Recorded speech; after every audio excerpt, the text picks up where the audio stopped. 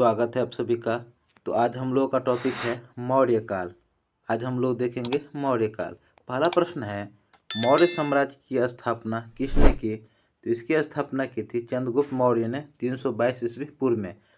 मौर्य साम्राज्य की स्थापना किसने किया था? चंद्रगुप्त मौर्य ने 322 ईस्वी पूर्व में। नंद वंश के अंतिम शासक घनानंद को किसने हराया? चंद्रगुप्त मौर्य ने। नंद वंश का अंतिम शासक कौन था? घनानंद। नंद वंश का अंतिम शासक घनानंद। घनानंद को चंद्रगुप्त मौर्य ने हराया था। आगे है, चंद्रगुप्त मौर्य मगध साम्राज्य की गद्दी पर किसके सहयोग से बैठा? चाणक्य के 322 ईस्वी पूर्व में। चंद्रगुप्त मौर्य मगध साम्राज्य की गद्दी पर चाणक्य के सहयोग से 322 ईस्वी पूर्व में बैठा था। आगे है, मुद्रा राक्षस ग्रंथ में चंद्रगुप्त मौर्य को किस कुल के माना गया? तो यह माना गया शूद्रक कुल के। मुद्रा राक्षस ग्रंथ में चंद्रगुप्त मौर्य को किस कुल के माना गया है? शूद्र कुल के। आगे है, जैन और बौद्ध साहित्य चंद्रगुप्त मौर्य को किस कुल के मानते हैं? तो क्षत्रिय कुल के। जैन और बौद्ध साहित्य चंद्रगुप्त मौर्य को किस कुल के मानते हैं? क्षत्रिय कुल के। विशाख दत्त की मुद्रा राक्षस में चंद्रगुप्त मौर्य के लिए किस शब्द का प्रयोग किया गया है? तो वृषल शब्द का प्रयोग किया गया है। चंद्रगुप्त मौर्य के लिए कौन सा शब्द का प्रयोग किया गया है? वृषल शब्द का। चंद्रगुप्त मौर्य की संज्ञा का प्राचीनतम अभिलेख साक्ष्य कहाँ से मिलता है? तो ये मिलता है रुद्रदामन के जूनागढ़ अभिलेख से। चंद्रगुप्त मौर्य की संज्ञा का प्राचीनतम अभिलेखीय साक्ष्य कहाँ से मिलता है? रुद्रदामन के जूनागढ़ अभिलेख से। आगे है, चंद्रगुप्त मौर्य एवं सेल्यूकस के बीच युद्ध किस ईस्वी पूर्व में हुआ था? 305 ईस्वी पूर्व में। चंद्रगुप्त मौर्य एवं सेल्यूकस के बीच युद्ध किस वर्ष ईस्वी पूर्व में हुआ था? 305 ईस्वी पूर्व में। आगे प्रश्न है, सेल्यूकस ने अपने राजदूत मेगास्थनीज को किसके दरबार में भेजा था? तो ये भेजा था चंद्रगुप्त मौर्य के दरबार में। मेगास्थनीज किसके दरबार में आया था? चंद्रगुप्त मौर्य के दरबार में। मेगास्थनीज की रचना थी इंडिका। मेगास्थनीज की रचना क्या थी? इंडिका। प्रमुख भारतीय शासक, वंश एवं उपाधि। तो ये वंश उपाधि देखते हैं। बिंदुसार मौर्य वंश से संबंधित थे। उपाधि से अमित्र घाट। बिंदुसार को किसकी उपाधि मिला था? अमित्र घाट की। अशोक मौर्य वंश से संबंधित थे। इसको उपाधि मिला था देव नाम प्रिय या प्रियदर्शी का। अशोक को प्रियदर्शी की उपाधि मिला था। कनिष्क कुषाण वंश से संबंधित थे। देवपुत्र की उपाधि मिला था। हाल सातवाहन वंश से संबंधित थे। कवि वत्सल की उपाधि मिला था। हाल को कवि वत्सल की उपाधि मिला था। गौतमी पुत्र सतकर्णी सातवाहन वंश से संबंधित थे। क्षत्रिय दर्पमान मर्दन की उपाधि मिला था। क्षत्रिय दर्पमान मर्दन की उपाधि मिला था। समुद्रगुप्त गुप्त वंश से संबंधित थे। कविराज या पराक्रमांक की उपाधि मिला था। समुद्रगुप्त को कविराज पराक्रमांक की उपाधि मिला था। चंद्रगुप्त प्रथम गुप्त वंश से संबंधित थे। महाराजा धीराज की उपाधि मिला था। चंद्रगुप्त प्रथम को महाराजा धीराज की उपाधि मिला था। जबकि चंद्रगुप्त द्वितीय गुप्त वंश से संबंधित थे। विक्रमादित्य की उपाधि मिला था। विक्रमादित्य की उपाधि किसे मिला था? चंद्रगुप्त द्वितीय को। हर्षवर्धन पुष्पभूति वंश से संबंधित थे। शीलादित्य की उपाधि मिला था। शीलादित्य की उपाधि किसको मिला था? हर्षवर्धन को। जबकि पुलकेशिन द्वितीय चालुक्य वंश से संबंधित थे और परमेश्वर की उपाधि मिला था। पुलकेशिन द्वितीय को परमेश्वर की उपाधि मिला था। आगे है, महेंद्र वर्मन प्रथम पल्लव वंश से संबंधित थे। विचित्र की उपाधि मिला था। महेंद्र वर्मन को विचित्र की उपाधि मिला था। नरसिंह वर्मन प्रथम पल्लव वंश से संबंधित थे। वातापी कोंड या महामल की उपाधि मिला था। वातापी कोंड या महामल की उपाधि मिला था। गोविंद तृतीय राष्ट्रकूट वंश से संबंधित थे। जगतुंग की उपाधि मिला था। जगतुंग की उपाधि मिला था। विक्रमादित्य चतुर्थ को चालुक्य वंश से संबंधित त्रिभुवन मल की उपाधि मिला था। विक्रमादित्य चतुर्थ को त्रिभुवन मल की उपाधि मिला था। विक्रमादित्य द्वितीय को चालुक्य वंश से संबंधित थे। नरेंद्र मृगराज की उपाधि मिला था। नरेंद्र मृगराज की उपाधि किसको मिला था? विक्रमादित्य द्वितीय को। राजराज को चोल वंश से संबंधित थे। जयमगोंड या चोल मार्तंड की उपाधि मिला था।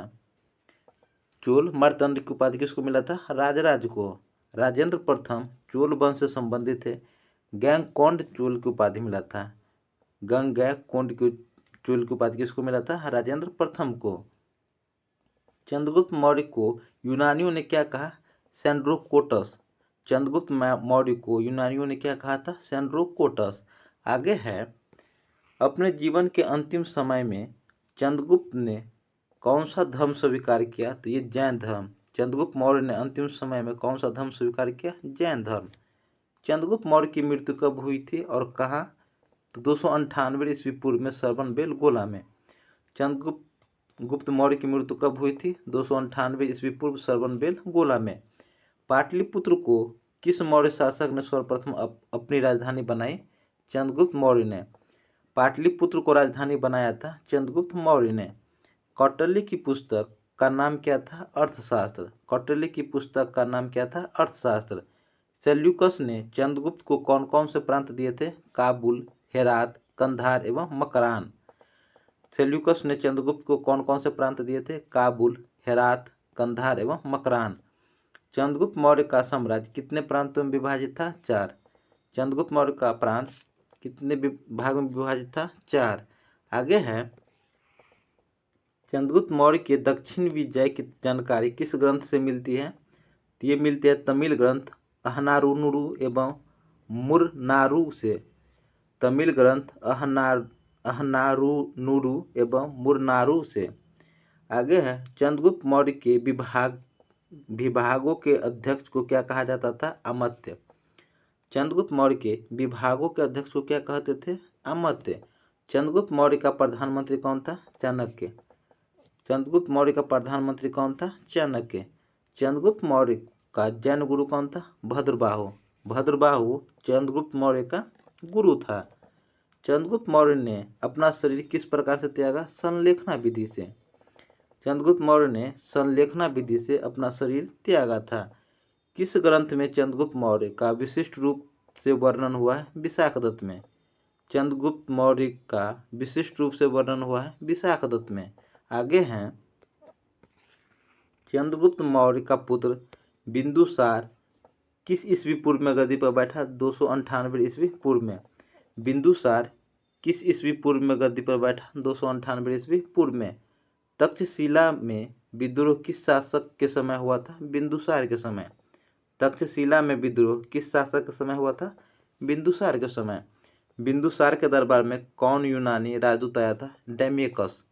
डैमेकस बिंदुसार के दरबार में आया था। बिंदुसार किस संप्रदाय का अनुयायी था? आजीवक संप्रदाय का। बिंदुसार आजीवक संप्रदाय का अनुयायी था। डैमेकस या डिमेक्स किसके शासनकाल में भारत आया था? बिंदुसार। डैमेक्स या डिमेक्स किसके शासनकाल में भारत आया था? बिंदुसार। बिंदुसार का प्रधानमंत्री कौन था? चाणक्य। बिंदुसार का प्रधानमंत्री कौन था? चाणक्य। आगे है, पाटलिपुत्र को पालीब्रोथा नाम किसने दिया? मेगास्थनीज ने। पाटलिपुत्र को पालीब्रोथा नाम किसने दिया था? मेगास्थनीज ने। बिंदुसार की मृत्यु के समय अशोक किस प्रांत का गवर्नर था? उज्जैन। बिंदुसार की मृत्यु के समय अशोक किस प्रांत का गवर्नर था? उज्जैन। मौर्य साम्राज्य का महानतम शासक कौन था? अशोक। अशोक मौर्य साम्राज्य का महानतम शासक था। अभिलेखों में अशोक को किस नाम से संबोधित किया गया है? देवनाम प्रिय या देवनाम प्रियदर्शी। अशोक को देवनाम प्रिय या देवनाम प्रियदर्शी से संबोधित किया गया है। पुराणों में अशोक किस नाम से जाना जाता है? अशोक वर्धन। पुराणों में अशोक को अशोक वर्धन के नाम से जाना जाता है। अशोककालीन मौर्य साम्राज्य के प्रांत, तो ये प्रांत है उत्तरापथ, राजधानी तक्षशिला, वर्तमान में पाकिस्तान में है। उत्तरापथ प्रांत की राजधानी तक्षशिला था, जो वर्तमान में पाकिस्तान में है।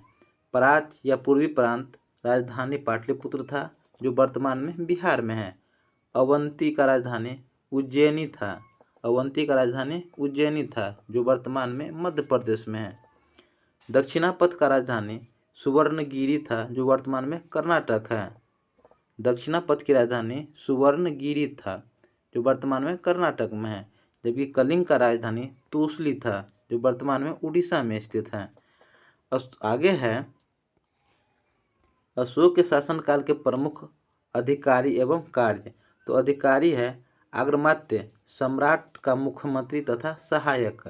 महामात्र प्रशासन के विभिन्न विभागों के अध्यक्ष। महामात्र प्रशासन के विभिन्न भागों के अध्यक्ष थे।